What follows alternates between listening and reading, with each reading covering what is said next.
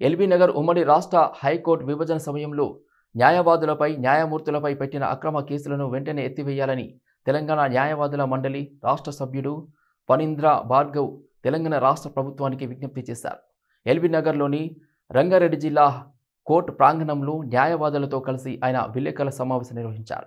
తెలంగాణ ఉద్యమంలో క్రియాశీలకంగా పనిచేసిన న్యాయవాదులకు హైకోర్టు, జిల్లా న్యాయ వ్యవస్థలో జీపీలు, పీపీలు, ఏజీపీలు, స్టాండింగ్ కౌన్సిలర్, అదేవిధంగా ఇతర ప్రభుత్వ పదవుల్లో అవకాశం కల్పించాలని కోరారు. అదేవిధంగా తెలంగాణ హైకోర్టును దూరంగా ఉన్న రాజేంద్ర నగర్కు కాకుండా న్యాయవాదులందరికీ అందుబాటులో ఉండేలా రింగ్ రోడ్ పరిధి లోపల ఏర్పాటు చేయాలని ఆయన కోరారు.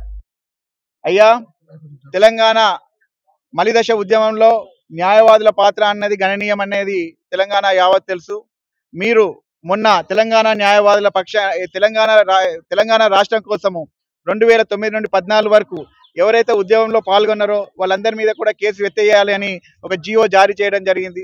అదేవిధంగా తెలంగాణ 2014లో నీళ్లు, నిధులు, నియామకాల విషయం లోపల అన్ని గవర్నమెంట్ విభాగాలు బైఫర్కేషన్ అయినప్పటికీ తెలంగాణ రాష్ట్ర హైకోర్టు 2014 నుండి 18 వరకు ఉమ్మడి రాష్ట్రము అంటే ఆంధ్రప్రదేశ్ మరియు తెలంగాణ రాష్ట్రం రెండు కూడా మన హైదరాబాద్లోనే ఉండడం జరిగింది. ఆ విషయంలో తెలంగాణలో ఉన్న న్యాయవాదులు, న్యాయమూర్తులు, న్యాయ సిబ్బందులు కూడా ఎన్నో పర్యాయాలు కోర్టులు బంద్ చేసి రోడ్ల మీదకి వచ్చి ధర్నాలు, రాస్తారోకోలు చేయడం జరిగింది. ఆ క్రమంలో తెలంగాణ న్యాయవాదుల మీద, న్యాయమూర్తుల మీద, సిబ్బంది మీద కూడా ఎన్నో కేసులు పెట్టడం జరిగింది. వారి మీద కూడా ఈ కేసులు ఎత్తివేయాలని మీ అందరికీ కూడా మీకు విజ్ఞప్తి చేస్తున్నాను. న్యాయవాదుల పక్షాన మీకు విజ్ఞప్తి చేస్తున్నాను. అదేవిధంగా మీరు తీసుకున్న హైకోర్టు బైఫర్కేషన్